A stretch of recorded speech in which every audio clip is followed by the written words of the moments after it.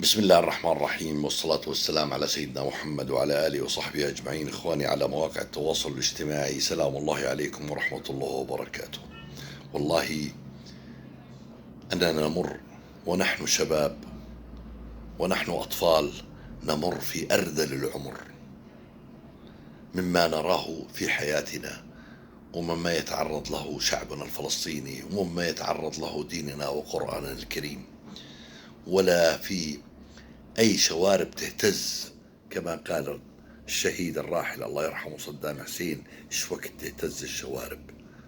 يعني حرقوا القرآن الكريم تحت حماية الشرطة السويدية، ولا شفنا لا وزير أوقاف تبعنا، ولا إعلان، ولا مقاطعة، ولا تصريح، ولا استنكار. وبنفس الوقت قاعدين كل يوم بيطلعوا لنا خطبة جامع وبيحاولوا يعلمونا كيف الوضوء، عرفنا الوضوء، كيف الصلاة عرفنا الصلاة، كيف الدعاء عرفنا الدعاء. واخرتها بيجي بيطلع بيقول انه الله ما نزل المطر علينا بسبب الذنوب. ذنوب مين يا معالي وزير الاوقاف؟ ذنوب مين يا مع دولة رئيس الوزراء؟ ذنوبنا احنا الشعب، ذنوبنا احنا اللي مش قادرين نلحق ندفي حالنا على ارتفاع الأسعار والبطالة على إيش؟ ذنوب مين؟ هذه أول نقطة.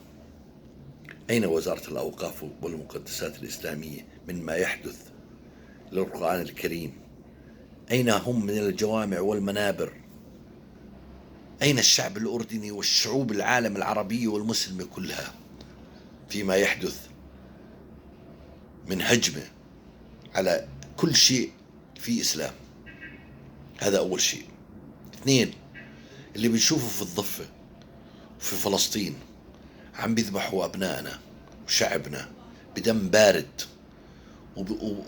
وبيعطوهم المبررات، وبيقولوا أمن إسرائيل أهم شيء عندنا بالبلد عندما يذبحوا أبنائنا، وبيعذروا.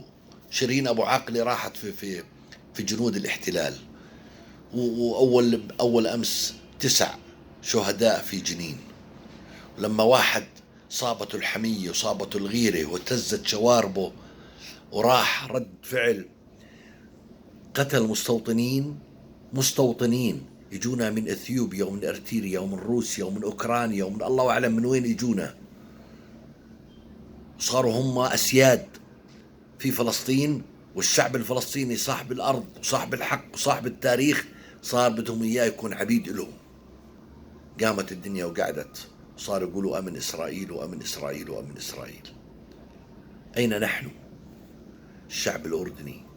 أين الشعب الفلسطيني اللي بنشوف معاهم بنادق في المسيرات وفي التشييعات وفي الجنازات وبطلقوا في هالبنادق سماوي؟ وين الهدف تبعكم؟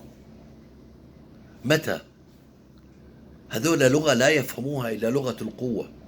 لا، هذا الكيان لا يفهم إلا لغة القوة والرد والاعتداء على مش حتى بالدين الإسلامي. مجرد إنك أنت واحد احتل أرضك وتهجم على جامعك واحتل وضرب المصلي والمصلية وأذى عرضك وشرفك، هذا يجوز لك انك انت تحاربه في كل الوسائل الممكنة. لا، بل انه انظمتنا العربية عم تستنكر، وزارة الخارجية بيطلعوا بيستنكروا. تستنكر ايش؟ تستنكر مين؟ تستنكر هذول القطعان اللي اجوا قاعدين بيقولوا اقتلوا العرب اينما وجدتموهم؟ تستنكر هذول اللي بدهم يقتلونا واللي احتلوا ارضنا واللي قاعدين بشوهوا وبيحاولوا يستخدموا الدين حتى يفسدوا الدين تاعنا؟ لا حول ولا قوة إلا بالله. إخواني، لازم نبعث كنا برسائل على التواصل الاجتماعي ندعم الصمود الفلسطيني، لأنه هو الوحيد اللي ممكن يوقف في وجه هؤلاء القتلة. ندعمهم ونوقف معهم على التواصل الاجتماعي. أرجوكم لا تبخلوا عليهم بمسج برسالة. لا تبخل عليه بأنك تبعت له رسالة وتقول له إن الله معك، واللهم سدد رميهم، واللهم زد أعدادهم يا الله يا رب العالمين. خليهم إن قتل منا شهيد خلي الأمة الفلسطينية تولد 10 شهداء. تحياتي لكم. كان الله في عون الشعب العربي الفلسطيني، وكان الله في عون الشعوب العربية كلها من هاي الأنظمة الحاكمة اللي بطلنا نعرف هي شو ديانتها وشو قيمها وشو أخلاقها وشو نظرتها للحقوق والواجبات. السلام عليكم ورحمة الله وبركاته.